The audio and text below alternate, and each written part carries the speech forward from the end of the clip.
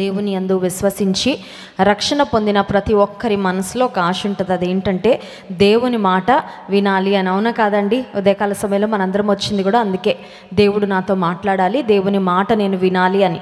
దేవుని మాట వినాలి అని ఎంత ఆసక్తిగా ఎదురు చూస్తామో, విన్న మాటలు హృదయంలో భద్రపరచుకోవడానికి, విన్న మాటలను, దేవుడు మనతో పలికిన మాటలను ధ్యానించడానికి, అంత మాత్రమే కాదు, దేవుడు మనతో పలికిన మాటలను మన జీవితంలో ప్రాక్టీస్లో పెట్టడానికి మనం అంతే పట్టుదల కలిగి ఉండాలి. బైబిల్ గ్రంథంలో ఒక ప్రవక్త జీవితంలో నుండి దేవుడు ఆయనతో ఏం మాట్లాడారు, ఆయన దేవుని మాటల కొరకు ఎలా ఎదురు చూశాడో ఒకసారి సంఖ్యాకాండము 22వ అధ్యాయము, సంఖ్యాకాండము 22వ అధ్యాయము 3వ వచనం నుండి కొన్ని వచనాలు మార్చి చదువుకుందాం.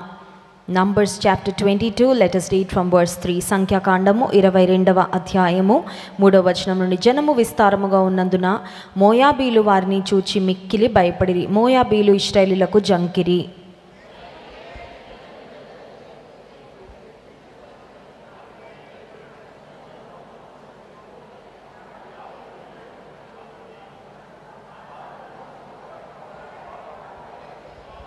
కాబట్టి అతడు బెయోరు కుమారుడైన బిలామును పిలుచుటకు అతని జనుల దేశమందలి నది యొద్దనున్న పెతోరుకు దూతల చేత ఈ వర్తమానము పంపెను. చిత్తగించుము, ఒక జనము ఐగుప్తులో నుండి వచ్చెను. ఇదిగో వారు భూతలమును కప్పి నా ఎదుట దిగి ఉన్నారు.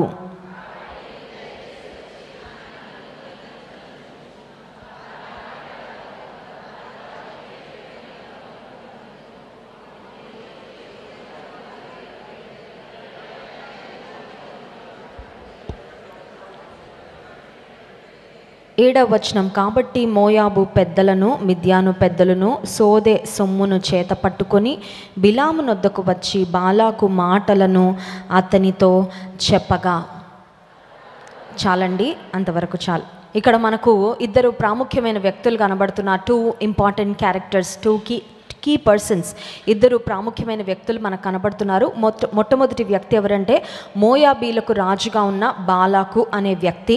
అంత మాత్రమే కాదు, దేవుని ప్రజలను నడిపిస్తున్న ప్రవక్త అయిన బిలాము. వీరిద్దరూ మనకు కనబడుతున్నారు. ఇప్పుడు బాలాకు రాజు శత్రురాజు, మోయాబీలు మనకు తెలుసు ఇశ్రాయేలీలకు శత్రువులు. ఇప్పుడు మోయాబీల రాజైన బాలాకు ఆలోచన చేశాడు, ఇశ్రాయేలీలు చాలా విస్తారంగా ఉన్నారు, చాలా ఎక్కువ మందిగా ఉన్నారు, వారి మీద నేను జయం పొందాలంటే నేను ఏం చేయాలి అని ఆలోచన చేసి he decided to approach the man of God, దైవజనుడైన బిలామును సంప్రదించాలని ఒక ఆలోచన వచ్చింది. ఎందుకంటే బాలాకుకు తెలుసు దైవజనుని పక్షంగా దేవుడు ఉంటాడు, దైవజనునితో దేవుని శక్తి ఉంటుంది, దైవజనుని దగ్గర నేను ఆయనను సంప్రదిస్తే నా సమస్యకు పరిష్కారం దొరుకుతుంది, నాకు ఒక సొల్యూషన్ దొరుకుతుంది అని మరి రైట్ ఇన్ఫర్మేషన్ బాలాకు రాజు దగ్గర ఉంది. కాబట్టి బాలాకు రాజు ఇప్పుడు ఏం చేశాడని ఆలోచన చేస్తే బిలాము వద్దకు వర్తమానము పంపెను. 5వ వచనంలో చూడండి. కాబట్టి అతడు బెయోరు కుమారుడైన బిలామును పిలుచుట అతని జనుల దేశమందలి నది యొద్ద ఉన్న పెతోరుకు దూతల చేత ఈ వర్తమానము పంపెను. A message to the man of God. దైవజనునికి వచ్చిన ఒక వర్తమానం అంటే ఈరోజు పరిభాషలో మనం చెప్పుకుంటే SMS, వాట్సాప్ మెసేజ్ కదా. ఉదయం లేవగానే అనుకుంటాము మోకాలు వేసి ప్రార్థన చేసుకోవాలి, ఒక అరగంట సేపు, ఒక గంట సేపు నేను దేవునితో సమయం గడపాలి. ఈ లోపల ఒక చిన్న శోధన వస్తుంది. అదేంటంటే వాట్సాప్లో ఏమైనా మెసేజ్లు వచ్చాయేమో చూద్దాము, టెక్స్ట్ మెసేజ్లు ఏమైనా వచ్చాయేమో చూద్దాము, ఒక్కసారి అక్కడికి వెళ్ళి వచ్చేద్దామని అక్కడికి వెళ్తాం. అక్కడికి వెళ్ళిన తర్వాత ఏమవుతుందంటే ఈ లోపల ఎవరో రింగ్ చేస్తారు, అది అన్నోన్ నంబర్, ఎవరో కూడా మనకి తెలియదు. అప్పుడు మనసులో నుంచి ఒక ఉబలాట, అదొక ఇంపార్టెంట్ కాల్ అయితే ఏంటి మిస్ అయిపోతావు, ఒకసారి మాట్లాడే పర్వాలేదు, సరే అక్కడికి వెళ్ళి ఆ కాల్ ఆన్సర్ చేసాక ఓకే అది మనకు అంత ముఖ్యమైన కాల్ కాదని తెలుస్తుంది. ఇంత లోపల వేళ్ళు ఎక్కడికి వెళ్తాయంటే మిస్డ్ కాల్స్ ఏమైనా వచ్చాయని అక్కడికి వెళ్ళిపోతాయి కదా. అవన్నీ చూసుకున్న తర్వాత ఇంత లోపల ప్రార్థనకు మనం కేటాయించిన సమయం అంతా అయిపోతుంది. ఈ లోపల క్లాక్ చూడగానే వంట చేయాలి, క్యారేజీలు పెట్టాలి, ఉద్యోగానికి వెళ్ళిపోవాలి, రెడీ అవ్వాలి. ఈ రష్ ఆఫ్ ద డే అంటే దినచర్యలో ఇంకా సమయం లేదు అని తారస్థాయికి వచ్చేసింది. ఇక పనులతో పరుగులు పెట్టాలనుకొని ఏం చేస్తామంటే దేవునితో గడపాలనుకున్న సమయం కాస్త వేస్ట్ చేసేస్తూ ఉంటాం. వర్తమానము, ఆ మెసేజ్. ఇక్కడ కూడా దైవజనుడైన బిలాముకు ఒక వర్తమానము వచ్చింది. వర్తమానము రావడము మంచిదే, కానీ ఎవరి దగ్గర నుండి వర్తమానాలు వస్తున్నాయో జాగ్రత్తగా చూసుకోవాలి. దేవుని నుండి వచ్చే వర్తమానాలు చాలా జాగ్రత్తగా, చాలా మరి కేర్ఫుల్గా రిసీవ్ చేసుకోవాలి. కానీ శత్రువు నుండి వచ్చే వర్తమానాలతో మనం ఏం చేస్తామో చాలా చాలా ముఖ్యము. అర్థమవుతుందండి?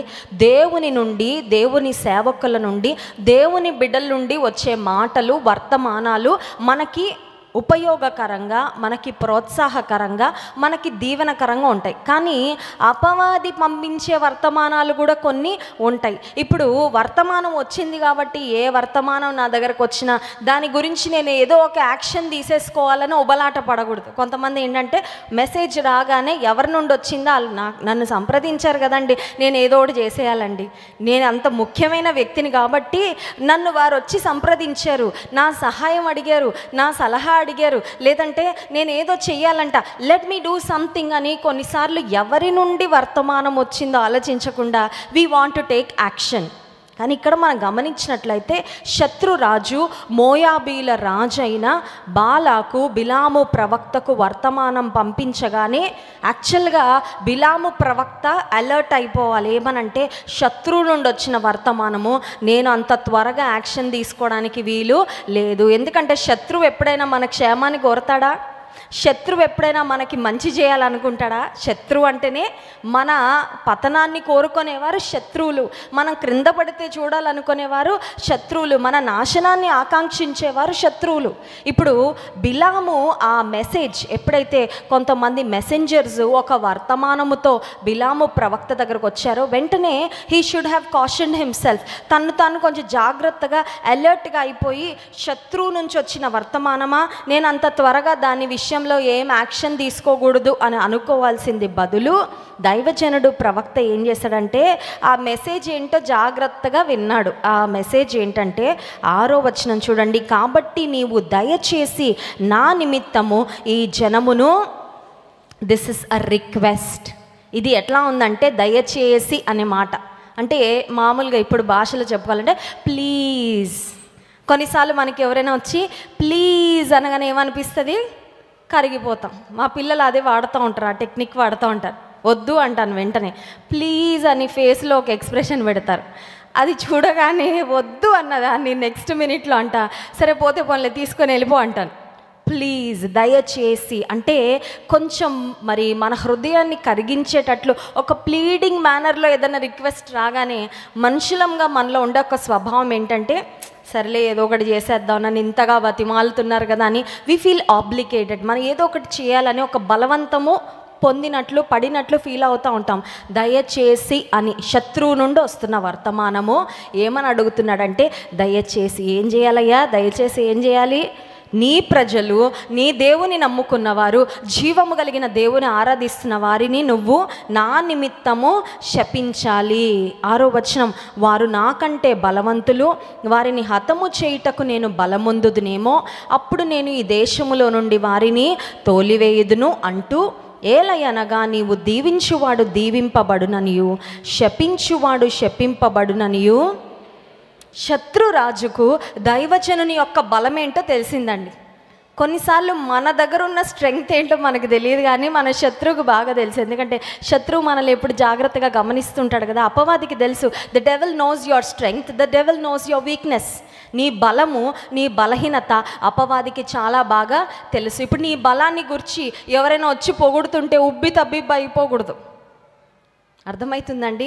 ఇప్పుడు అపవాది లేదంటే అపవాది ద్వారా ప్రేరేపించబడిన బాలాకు రాజు బిలాము వద్దకు పంపించిన వర్తమానికులు ఒక మాటలో చెప్పాలంటే ఒక పొగడతలాగుంది. అయ్యా నీ దగ్గర ఎంత పవర్ ఉందో తెలుసా? బిలాము ప్రవక్త, నువ్వు ఎవరినైనా బ్లెస్ చేస్తే వారు దీవించబడతారు, నువ్వు ఎవరైనా కర్స్ చేస్తే, నువ్వు శపిస్తే వారు శపించబడతారు అనే మాటలు చెప్తూ ఉన్నప్పుడు బిలాముకు ఒక మాటలు చెప్పాలంటే ఒక సాఫ్ట్ కార్నర్ వచ్చేసిందండి. అంటే హృదయంలో ఒక రకమైన ఆ హృదయం కొంచెం అటు టిల్ట్ అయిపోయింది అన్నమాట, అటు వంగిపోయింది. ఎందుకంటే ఒకటి, దయచేసి అని అడుగుతూ ఉన్నాడు. రెండవది ఇతనిలో ఉన్న బలాలను గురించి మాట్లాడుతూ ఉన్నాడు. మూడవదిగా మనం గమనించినట్లయితే 7th verse 7వ వచనం చూడండి. కాబట్టి మోయాబు పెద్దలను మిద్యాను పెద్దలను సోదె సొమ్మును చేత పట్టుకొని గిఫ్ట్స్ అంట. ఏం పట్టుకొచ్చారు? గిఫ్ట్లు పట్టుకొని వచ్చారంట. ఎవరైనా హృదయం కొన్నిసార్లు కరగాలంటే ఏం చేయాలా? మా ధన్య వాళ్ళ ఫ్రెండ్కి ఏదో గిఫ్ట్ తెచ్చిందేమో నేను అనుకున్నా. వాళ్ళ ఫ్రెండ్ ఒక మెసేజ్ పెట్టింది మా ధన్యకి, దయచేసి నువ్వు నాకు ఏ గిఫ్ట్ స్కూల్కి తీసుకురావద్దు అని పెట్టింది. అయితే నేను I happen to see that message. నేను చూసాను ఆ మెసేజ్. నేను అన్నాను, నాన్న మీ ఫ్రెండ్ ఏ గిఫ్ట్ నిన్ను స్కూల్కి తేవద్దంటుంది, నువ్వేమన్నా గిఫ్ట్ తీసుకెళ్ళావా? అమెరికా నుంచి వచ్చావు కదా, అమ్మాయి బహుశా ఎక్స్పెక్ట్ చేస్తుందేమో, ఆశించి బహుశా అలా అంటుందేమో, మరి తీసుకెళ్ళావా ఏమన్నా గిఫ్ట్ అని అడిగా. మమ్మీ లేదు మమ్మీ, తీసుకురావద్దని నాకు ముందే చెప్పింది, మళ్ళీ మెసేజ్ కూడా పెట్టింది అనింది. నేను కొంచెం షాక్ అయ్యాను. ఎందుకంటే ఎవరైనా ఆశపడతారు కానీ వద్దు వద్దు వద్దని అంతలాగా చెప్తారా? నేను అన్నాను, ఎందుకు వద్దంటుంది నీ ఫ్రెండ్ అంటే తను చెప్పింది వాళ్ళ మమ్మీ తనకు ఒకటి నేర్పించిందంట. అదేంటంటే ఎవ్వరి వద్ద నుండి గిఫ్ట్స్ తీసుకోవద్దు.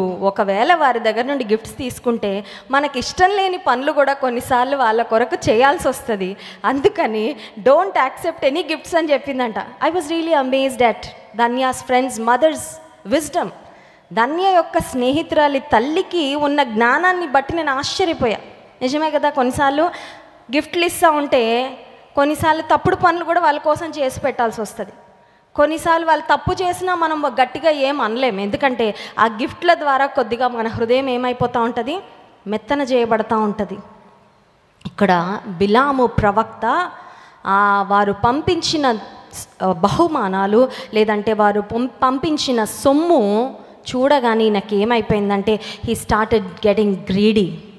ఆశ పెరిగిపోయిందండి, ఆశ వచ్చేసింది. ఆ బహుమానాలన్నీ చూడగానే ఆయన మనసులో ఏమైపోయింది, ఆశ ప్రారంభమైపోయింది. అపవాదికి తెలుసు దేవుని బిడ్డలకి ఏం ఆశ వేయాలో తెలుసు. అర్థమవుతుందా? చేపలు పట్టేవాళ్ళు చేపలు పట్టడానికి ఏం చేస్తారండి, గాలంకి ఏమేస్తారు, ఒక ఎర వేస్తారు, బెయిట్ అంటారు కదా, బెయిట్. మేము యూఎస్ వెళ్ళినప్పుడు కొన్ని దగ్గరలో గ్యాస్ స్టేషన్స్లో ఆగినప్పుడు ఆ గ్యాస్ స్టేషన్స్ పక్కన కొన్ని షాపులు ఉంటాయి, కొన్ని చిన్న చిన్నవి ఏమైనా దొరికే షాపులు. అక్కడ బయట ఒక చిన్న నోటీస్ కనబడింది నాకు, ఒక షాప్ బయట మీకు వామ్స్ దొరుకుతాయి అని, చిన్న చిన్న పురుగులు లైవ్ వామ్స్ దొరుకుతాయి అని పెట్టారు. అది ఎవరి కోసం అంటే చేపలు పట్టే వాళ్ళ కోసం. వాళ్ళు ఒక కవర్లో మంచిగా లైవ్లో ఉన్న పురుగులన్నింటినీ వాళ్ళు పట్టి పెంచి ప్రాబబ్లీ దే ఆర్ సెల్లింగ్. ఎందుకంటే చేపలు పట్టే వాళ్ళకి ఆ పురుగులు బాగా ఉపయోగం. ఇప్పుడు ఆ గాలానికి ఎప్పుడైతే ఆ ఎర వేస్తారో ఆ ఎర కోసం అని చేప వస్తుంది, ఎర కోసం చేప వస్తుంది. చేపను ఎంత బాగా దొరికిందని ఈ జాలర్ అనుకుంటాడు, నాకెంత బాగా చిక్కావే నువ్వు చేప అని ఇతను పట్టుకుంటాడు కదా. అపవాదికి తెలుసు ఎవరికి ఏ ఎర, అందరూ అన్ని ఎర్రలకి పడరు కదా. Some strong people they don't fall for weak బెయిట్స్.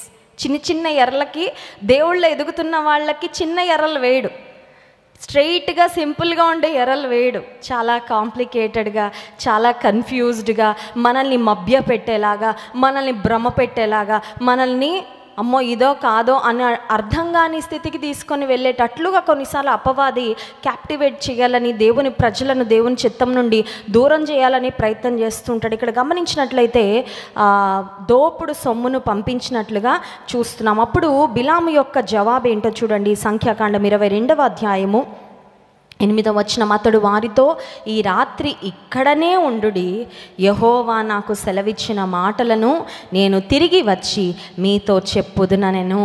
శత్రువులు వచ్చారు, ఏం చేయాలా, అర్జెంటుగా వెళ్ళిపోండి అనాలి. అవునా కదండి? శత్రువులు దేవుని మాటలు తీసుకొని వస్తారా? శత్రువులు దేవుని చిత్తాన్ని ఎప్పుడైనా తెలియచేస్తారా?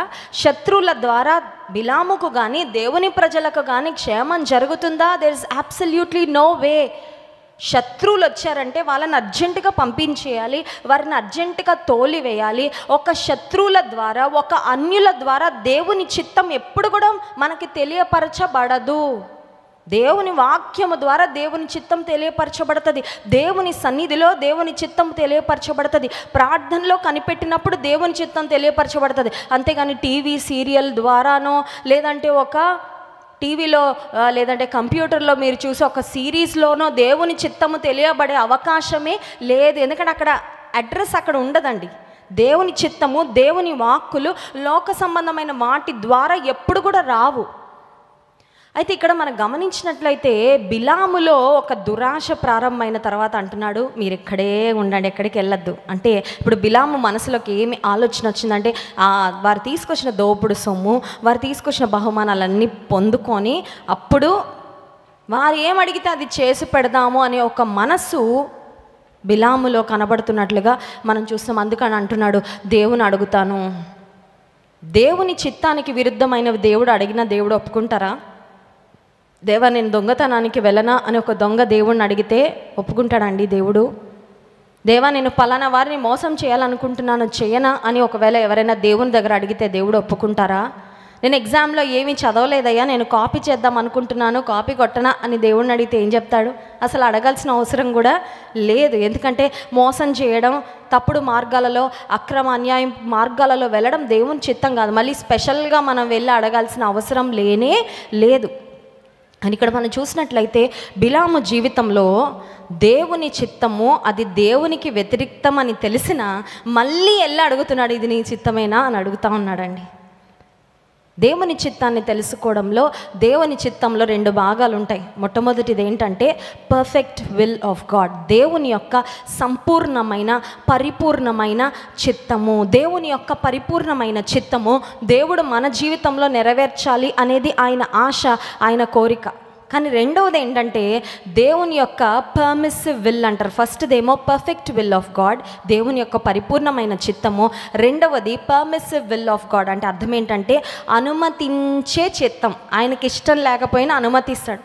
నిశ్చితమేనా, నిశ్చితమేనా, నిశ్చితం అని చెప్పు, నిశ్చితం అని చెప్పు. పిల్లలు ఉంటారు కదా, వెళ్ళొద్దురా, బయటకు వెళ్ళొద్దురా, వెళ్ళొద్దు వెళ్ళొద్దు వెళ్ళొద్దు, వెళ్ళమని చెప్పు మమ్మీ, వెళ్ళమని చెప్పు మమ్మీ, వెళ్ళమని చెప్పు మమ్మీ. 10 సార్లు అడిగితే ఏమంటుంది తల్లి? ఇష్టం లేకపోయినా వెళ్ళలే, నాకు ఇష్టం లేదు, కానీ నువ్వు అడుగుతున్నావు కాబట్టి, నువ్వు మారం చేస్తున్నావు కాబట్టి I'm letting you go. Bapatla దగ్గర బీచ్లో ఈ గడిచిన వారంలో 4-5 యవనస్తులు వెళ్ళారు. చాలా హ్యాపీగా వెళ్ళారు. వెళ్ళేటప్పుడు కూడా మంచి సెల్ఫీ వీడియో తీసుకున్నారు. వాళ్ళు ఎంత ఆనందంగా, ఎంత హుషారుగా ఉన్నారో. బాపట్ల బీచ్కి వెళ్ళిన తర్వాత రాక్షస అలలు వచ్చి ఈడ్చుకొని వెళ్ళిపోయాయి. 5 యవనస్తులు మంచి యవన కాలంలో ఉన్నారు, అందరు చనిపోయారండి. శవాలుగా ఇంటికి తిరిగి వచ్చారు. ప్రాబబ్లీ ఆ రోజు వెళ్ళేటప్పుడు వారిలో ఎవరో ఒకరు ఫ్యామిలీలో తల్లో తండ్రో వెళ్ళకండరా అని చెప్పుండకపోవచ్చా? చెప్పే ఉండుంటారు, ఆ బీచ్ అంత సేఫ్ కాదురా, మీరు వెళ్ళడం మాకు ఇష్టం లేదు, ఇక్కడ నుండి అంత దూరం వెళ్ళాలా అని బహుశా తల్లిదండ్రులు ప్రాధేయపడి ఉంటారేమో, చెప్పుంటారేమో.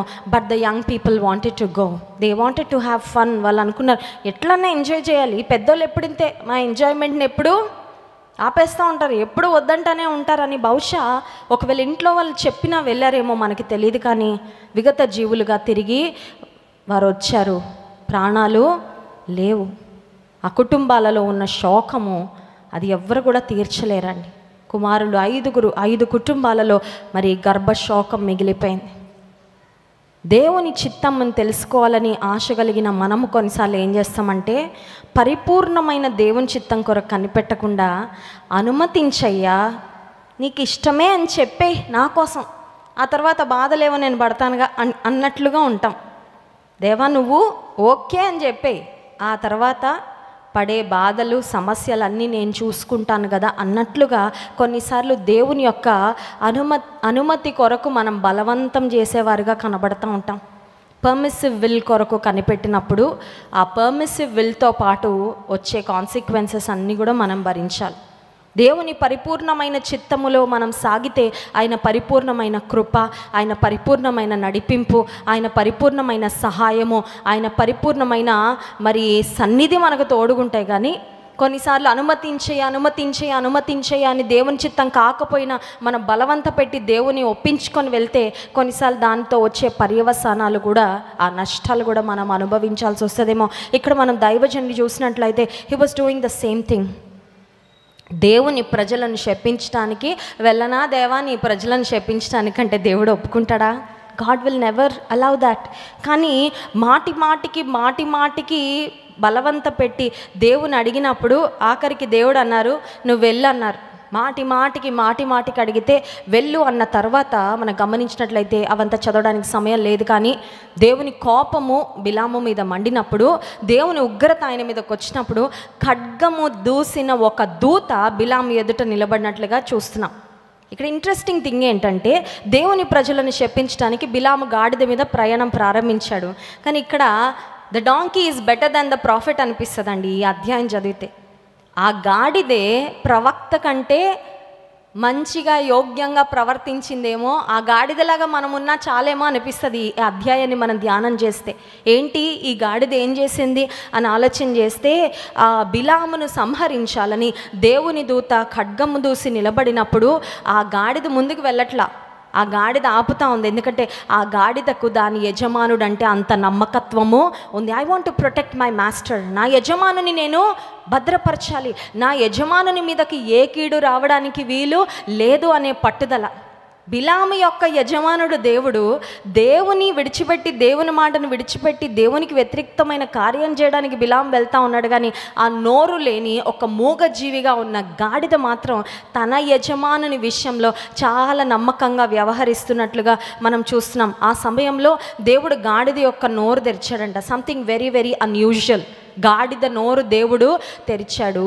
And the donkey started speaking. గాడిద పలుకుతున్న మాటలు ఏంటి అని ఆలోచన చేస్తే 33వ వచనం, ఆ గాడిద నన్ను చూచి ముమ్మారు నా ఎదుట నుండి తొలగెను, అది నా ఎదుట నుండి తొలగని ఎడల నిశ్చయముగా నేనప్పుడే నిన్ను చంపి దాని ప్రాణమును రక్షించి ఉందునని అతనితో చెప్పెను. బిలాముతో గాడిద పలుకుతున్న మాట 30వ వచనం, అందుకు గాడిద, నేను నీ దాననైనది మొదలుకొని నేటి వరకు నీవు ఎక్కుచూ వచ్చిన నీ గాడిదను కానా, నేను ఎప్పుడైనా నీకట్లు చేయుట కద్దా అని బిలాముతో అనగా అతడు లేదనెను. What a faithful donkey. గాడిదలో ఉన్న నమ్మకత్వం. కుక్క చాలా నమ్మకమైన జీవి అని మనం చదువుతూ ఉంటాం, చూస్తూ ఉంటాం కూడా. Dogs are very faithful. కానీ ఇక్కడ ఒక నమ్మకస్తురాలుగా ఉన్న ఒక గాడిద కూడా మనకి కనబడతా ఉంది, తన యజమానుని కాపాడడానికి ఎంత నమ్మకత్వమో. అయితే దేవుడు గాడిదకు మాట ఇచ్చినప్పుడు గాడిద ఒక క్లారిటీ ఇచ్చింది బిలాముకు, నీ ప్రాణాన్ని కాపాడడానికి నేను ఈ పని చేశానంటే అప్పుడు దేవుని దూత బిలాముతో చెప్పిన మాట ఏంటంటే, ఈ గాడిదే కనుక అడ్డుపడకపోయింటే ఈ గాడిదను బ్రతకనిచ్చి నేను నిన్ను సంహరింప చేసేవాడిని అని చెప్పినప్పుడు అప్పుడు బిలాము తిరిగి దేవుని చిత్తానికి అప్పగించుకొని, దేవా నువ్వు నా నోట ఏం పెడితే నేను అదే మాట్లాడతా. చూడండి 38వ వచనం, సంఖ్యాకాండం 22:38, అందుకు బిలాము, ఇదిగో నీ యొద్దకు వచ్చి తిని అయిననేమి ఏదైనా నువ్వు చెప్పుటకు నాకు శక్తి కలదా, దేవుడు నా నోట పలికించి మాటయే పలికెదనని బాలాకుతో పాఠం నేర్చుకున్నాడు దైవజనుడు. దేవుని మాటను బలవంతంగా తీసుకొని నేను వచ్చాను, కానీ బుద్ధి అయితే వచ్చింది. I've learned my lesson, I've understood, I realised my mistake. నాలో ఉన్న పొరపాటు నేను తెలుసుకున్నాను, పాఠం నేర్చుకున్నా. దేవుడు నా నోట ఏం పెడతారో నేను అదే పలుకుతా. ఒక మాట చెప్పమంటారా, విశ్వాస జీవితంలో దేవుని మాట శ్రద్ధగా వినడం నేర్చుకుంటే, దేవుడు మన నోట పెట్టిన మాటలు మాత్రమే పలకటం నేర్చుకుంటే మనం దేవుని నోటి వలె మారుతామండి. ఒకసారి స్తోత్రం చెప్దామా, హల్లెలూయా. దేవుని నోటి వల్ల ఎవరు మారుతారంటే, దేవుని మాటలు శ్రద్ధగా విని హృదయాలలో పదిలపరుచుకొని దేవుని ఆజ్ఞానుసారంగా బ్రతుకుతూ బిలాము ఇప్పుడు ఎట్ ది ఎండ్ పాఠం నేర్చుకున్న తర్వాత, జ్ఞానోదయం అయిన తర్వాత ఏం మాట పలికాడు, దేవుడు నా నోట ఏ మాట ఉంచారో నేను అదే పలుకుతా. I will not speak whatever comes to my mind, I will not do whatever I feel like doing. నాకు చేయాలనిపించిందండి, చేసేసాను. జైల్లో ఉన్న వాళ్ళందరూ కూడా అదే కదా చెప్పేది. లాయర్ ముందు నిలబెడితే ఏమంటారండి, చంపాలనిపించిందండి, చంపేశానండి. అది కొట్టేయాలనిపించిందండి, కొట్టేశానండి. అంతే కదండి. So many times we are very impulsive. భావోద్వేగాల ద్వారా మనం డ్రైవ్ చేయబడతాం. చేయాలనిపించింది చేశాను, అనాలనిపించింది అనేసాను, పలకాలనిపించింది పలికేశాను. ఆ మాట అన్నాక రిలీఫ్ అయిపోతారు కొంతమంది, అవునే కదా. ఎదుటివారు ఏదో అన్నారు, ఆ మాటకి మాట ఇచ్చేస్తే అప్పుడు ఏమవుతుంది, రిలీఫ్. కొన్నిసార్లు టీవీ ఛానల్స్లో కూడా మాటకి మాట అని ఒక షార్ట్ వేస్తూ ఉంటారు కదా. ఈ పార్టీ ఒక మాట, ఆ పార్టీ ఇంకో మాట, డిష్యం అయిపోద్ది కదా. కరెక్ట్ రెండు ఎలా ఉంటాయంటే చాలా ధీటుగా పోటాపోటీగా, మనం కూడా అలాగే కాసుకొని ఉంటారు.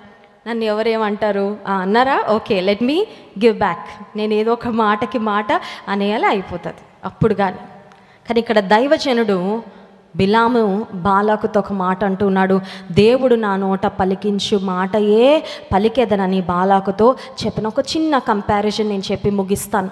బిలాము ప్రవక్త, చాలా వయసు అనుభవం ఉన్న ప్రవక్త, దేవుని స్వరాన్ని వినిన ప్రవక్త, దేవుని కొరకు వాడబడుతూ వచ్చిన ప్రవక్త. కానీ ఒకానొక సందర్భం వచ్చేసరికి ఆ దోపుడు సొమ్ముకు, ఆ బహుమానాలకు ఆశించి దేవుని చిత్తం నుండి పక్కకు తొలగడానికి ఇష్టపడ్డాడు. కానీ మొదటి సమూయేలు గ్రంథం 3వ అధ్యాయము 1వ వచనంలో మనం చూసినట్లయితే మనకు ఒక చిన్న బాలుడు కనబడతాడు. He's very young and inexperienced, అంత వయసు కానీ అనుభవం కానీ లేదు. అయితే బాలుడైన సమూయేలు చూడండి, బాలుడైన సమూయేలు ఏలి ఎదుట యెహోవాకు పరిచర్య చేయుచుండెను. ఆ దినములలో యెహోవా వాక్కు ప్రత్యక్షమగుట అరుదు, ప్రత్యక్షము తరచుగా తటస్థించుట లేదు. ఇక్కడ బిలాముకు మాటి మాటికి దేవుడు మాట్లాడుతూనే వచ్చాడు అడిగిన ప్రతిసారి. అక్కడ సమూయేలు దేవుని మాట కొరకు ఎదురు చూడట్లా. He was not ready, he was not asking God to reveal his will. దేవా నువ్వు మాట్లాడని సమూయేలు ఏం అడగట్లేదండి. కానీ ఏం చేస్తున్నాడు సమూయేలు అంటే, he was very obedient, he was very faithful, he was very committed in doing what God wanted him to do.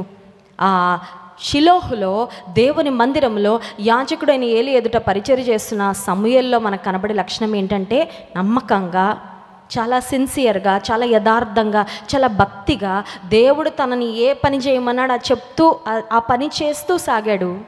And day came, ఒక దినం వచ్చింది, దేవుడే సూటిగా తన స్వరము ద్వారా సమూయేలుతో మాట్లాడాడు. దేవుడు మాట్లాడాలంటే ఆయన వయసు చూడడు. దేవుడు ఒక వ్యక్తితో మాట్లాడాలంటే వారికి ఎంత అనుభవం ఉందో దేవుడు చూడడు. దేవుడు ఒక వ్యక్తితో మాట్లాడాలంటే వారి చదువు ఏంటో దేవుడు చూడడు. దేవుడు ఒక వ్యక్తితో మాట్లాడాలంటే వారి రక్షణ పొంది ఎన్ని సంవత్సరాలు, అవన్నీ కాదండి. దేవుడు ఒక వ్యక్తితో మాట్లాడాలంటే ఆ వ్యక్తి దేవుని ఎదుట భయభక్తులు కలిగి యథార్థముగా బ్రతుకుతూ ఆయన చిత్తము కొరకు కనిపెడుతూ జీవిస్తే దేవుడు నిశ్చయంగా మాట్లాడే దేవుడు. మనం గమనించినట్లయితే మొదటి సమూయేలు గ్రంథం 3వ అధ్యాయంలో ఇశ్రాయేలీయుల ఎడల దేవుడు చేయబోతున్న కార్యాలన్నీ కూడా ఒక బాలుడైన సమూయేలుకు దేవుడు మరి తెలియజేసినట్లుగా లేఖన భాగంలో మనం గమనించగలం. నీ జీవితంలో కూడా దేవుని చిత్తం తెలుసుకోవాలని ఆశ నీకుందా? ఈ ఉదయకాల సమయంలో దేవుని మేలులు పొందుకోవడమే కాదు, దేవుని అద్భుత కార్యాలు పొందుకోవడమే కాదు, దేవుని నుండి ఒక బ్రేక్ త్రూ కొరకు నువ్వు ఎదురు చూడడం మాత్రమే కాదు, కానీ దేవుని చిత్తం తెలుసుకోవాలని నాకు ఆశ ఉందయ్యా, నీ చిత్తము నెరవేర్చాలని నాకు ఆశ ఉంది ప్రభువా, నాతో మాట్లాడవా నువ్వు అడిగితే దేవుడు నిశ్చయంగా నీతో మాట్లాడతాడు. మన చిత్తాన్ని ప్రక్కన పెట్టి, మన ఇష్టాన్ని ప్రక్కన పెట్టి, మన ఆలోచనలు ప్రక్కన పెట్టి, ఒక మాటలో చెప్పాలంటే సమూయేలు జీవితం, he was like a blank paper, ఒక తెల్లని కాగితం లాగా ఉందండి. కానీ బిలాము దేవుని ఎదుట వెళ్ళినప్పుడు బిలాము ఆల్రెడీ డిసైడ్ అయిపోయి వెళ్ళి అడుగుతున్నాడు. It was more like a formality rather than asking for God's will. Balaam దేవుని ఎదుట వెళ్ళి అడిగినప్పుడు అదేదో మాట వరుసకి దేవా నన్ను పంపించే అన్నట్లుగా అడగడమే తప్ప ఒక ఓపెన్ మైండెడ్గా అడిగినట్లుగా మనం చూడం. కానీ సమూయేలును మనం చూస్తే he was like a blank paper, ఒక వైట్ షీట్ లాగా ఉందండి. సమూయేలు హృదయము, సమూయేలు మనస్సు చాలా పరిశుద్ధంగా, చాలా యథార్థంగా, చాలా మరి దేవుని కొరకు మాత్రమే ఎదురు చూస్తున్న ఒక చిన్న బాలుని వలె మనం సమూయేలును చూస్తాము. అతని జీవితంలో దేవుడు తన చిత్తాన్ని తెలియపరచడు. ఈ ఉదయకాల సమయంలో నీ హృదయంలో ఎన్ని గందరగోళాలు ఉన్నా, ఎంత కన్ఫ్యూజన్ ఉన్నా, ఎన్ని ఆలోచనలు ఉన్నా, నీ హృదయంలో ఉన్న ఆ గందరగోళం అంతా ఒక్కసారి తుడిచి వేసుకొని, ప్రభా ఇదిగో నీ చిత్తం కొరకు ఒక బ్లాంక్ పేపర్ లాగా, ఒక ఎంటీ పేపర్ లాగా, ఒక ఖాళీగా నన్ను నేను ఖాళీ చేసుకొని నీ ఫ్రెష్ రెవల్యూషన్, నీ యొక్క స్పష్టమైన నూతనమైన నువ్వు పలికే మాటల కొరకు నేను ఎదురు చూస్తున్నా, నువ్వు ఎదురు చూడగలిగితే దేవుడు నీతో సూటిగా మాట్లాడతాడు. నీ జీవితం పట్ల ఆయన చిత్తాన్ని తెలియపరుస్తాడు.